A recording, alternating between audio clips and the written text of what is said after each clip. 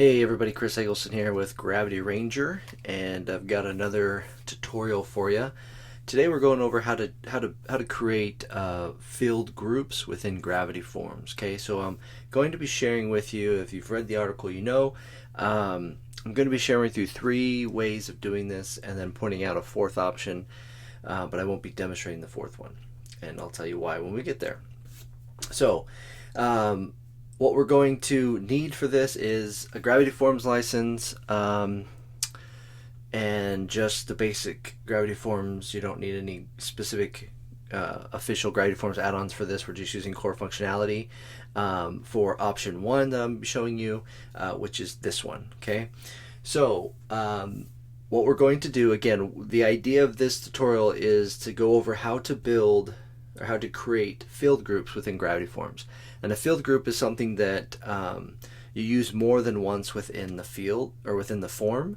So in this example, what we're going to do is we're going to be registering multiple people in one form for an event. Okay, so it's a registration, an event registration, but you can register multiple people at a time in this form. Okay, so what we're going to need is a group of fields for each person. So each person you're registering for, you're going to need to provide the same information for each person.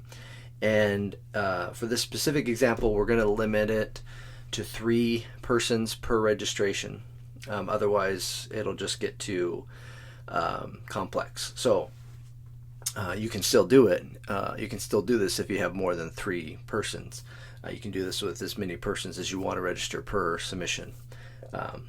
But in this case, we're just going to do 3. All right, so option 1, again, option 1, we are only using Gravity Forms core functionality, no add-ons.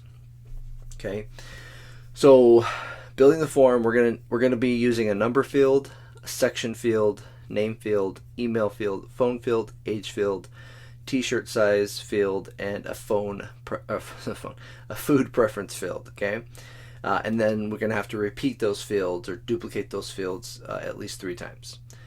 So if we head over to my demo site, we're going to create a new form, and I'm just going to start with the blank template, and I'm going to call this event reg. Okay,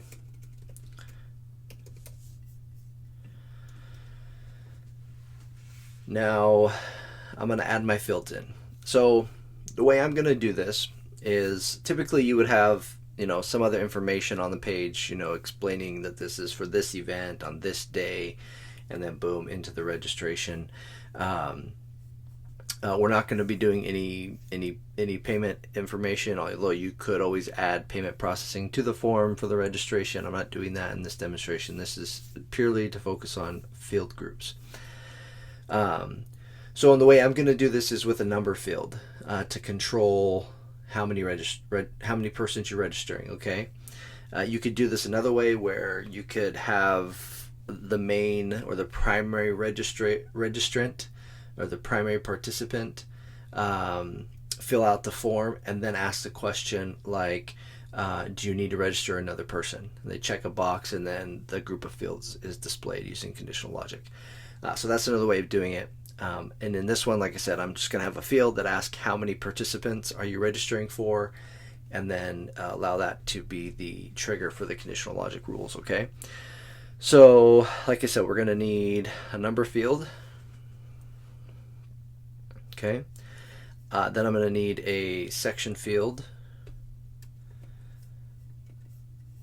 and then we're going to need a name field,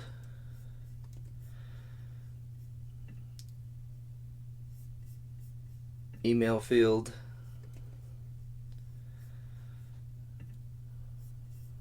phone field. For age, I'll just do another number field. T-shirt size, I'll do a single line text field, and food preference will be a drop down. And again, you can use whatever field types you want for these things. This is just what I'm doing. Okay, so we're gonna have these three in a column. So this one was age. This one was t-shirt size. T-shirt size could also be a choice-based field, but I've got a text field in here. It doesn't really matter, so I'm just going to keep it like this. And then this one was food preference. How do I spell preference?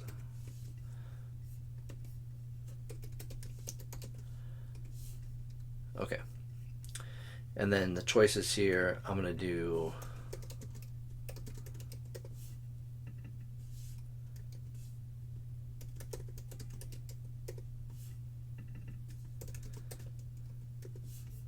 okay.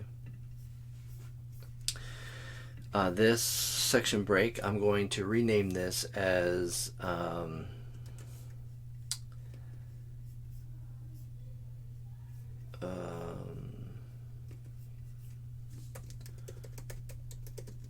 participant 1. Okay. This one, we're going to call this one how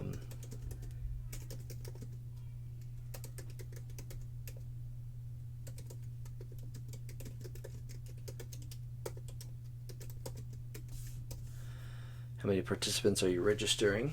Okay, and I'm going to, remember, I'm putting a limit on this just for the sake of this demonstration. You do not have to put a limit on this. It's completely up to you. Okay, and then that is the initial framework for this form that we're building. Okay, so now, I'm going to say that before I forget. So now, ideally what we need is for when somebody enters a number between 1 and 3, we need to display this group of fields. Okay, name, email, phone, age, t-shirt, food preference, for each time of the number that's entered. So if it's once, then we just display the group once. If it's twice, we need to display the group twice. If it's 3 times, we need to display the group 3 times. Okay.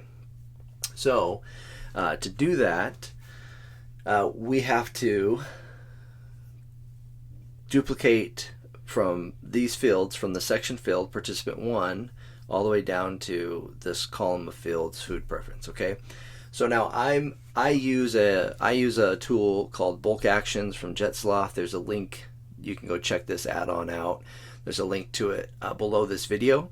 This is going to make it real easy to duplicate these, which is why I use it. So I'm going to select all the fields I want to duplicate, like that, and then I'm going to click duplicate. Boom. And then I'm going to edit this one so that I don't get confused. And then I'm going to select all these fields again and duplicate them. And then I'm going to edit the section field so that, again, I don't get confused. And then I'm going to update. Okay, so all that was done within the bulk action add-on. So now I can go back to the form editor. And that cut down the time of building that form a lot. Okay, so now you'll see I've got 3 sections.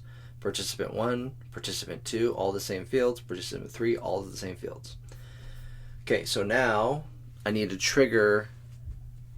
conditional logic set up to trigger each of these sections based on the number entered in the first field here. Okay, so I'm going to go to the section field and I'm going to enable conditional logic. And then how many participants is greater than 0. Okay. And then I'm going to go down to participant 2 and then do conditional logic. How many participants is greater than 1. And then I'm going to go down to section field participant 3, conditional logic enable. How many participants is greater than 2. Now, if we would have put greater than 3, let me explain this because this might sound confusing or wrong. If I would have put greater than 3, it would have mean anything over 3, not including 3, anything higher than greater than 3. So by putting anything greater than 2, that means once somebody enters a 3, a 4, 5, whatever, this field will display because it's greater than 2. Okay, so that's set up. Now let's go ahead and save that. And so now based on this, what should happen is when we enter a number in this field, 1, 2, or 3, it should display 1, 2, or 3 of these sections or these groups. So quick note, pro tip, a lot of people may not realize this, but when you apply conditional logic to a section field, you do not have to apply that same logic to the fields within the section. And now a section is any fields between two section fields. So I've got participant 1, which is a section field, and participant 2, which is a section field. So this participant 2, field ID 10, section field, ends this section 1, okay? It ends that section. So that means that all the fields in between participant 1 section field and participant 2 section field are a group of fields that belong to this first section. And anything I do or any conditional logic I apply to this section field automatically applies to any fields within that section, okay? A section field also ends at the end of the form. So this is the last section of the form. So right here, it automatically knows that this section ends right here. If I had another field right here that I did not want in this section, then I would have to place another section field after this row of fields in order to keep that field out of the section, okay? The other thing that will end a section is a page break, a page field, okay? So I only have to apply the conditional logic once to each section break. I don't have to go through and add it to all the fields within the section. Again, another nice aspect of using sections, okay? So make sure I save this, then we'll go ahead and preview it. See how it looks. All right, so event reg, how many participants are you registering? So if I do 1, I get participant 1 and those groups of fields. If I say 2, I get participant 1 group of field and participant 2 group of field. And if I do 3, I get participant 1 group, participant 2 group, and participant 3 group. Okay, so there you have it. That is probably the simplest way to create groups of fields within Gravity Forms. Now, if you were allowing 100 registrants or 100 participants to register in one form, that would mean you have to create 100 of these sections, okay, with this demonstration or with this method. So that would be very time consuming, but also be kind of a load in the amount of fields that have to load, in the amount of conditional logic that will have to process before the form loads. So things might slow down depending on a lot of factors, the browser, internet connection, your server, like all these different factors, right? So because when somebody loads a page with a form on it, basically the browser has to look and see, okay, what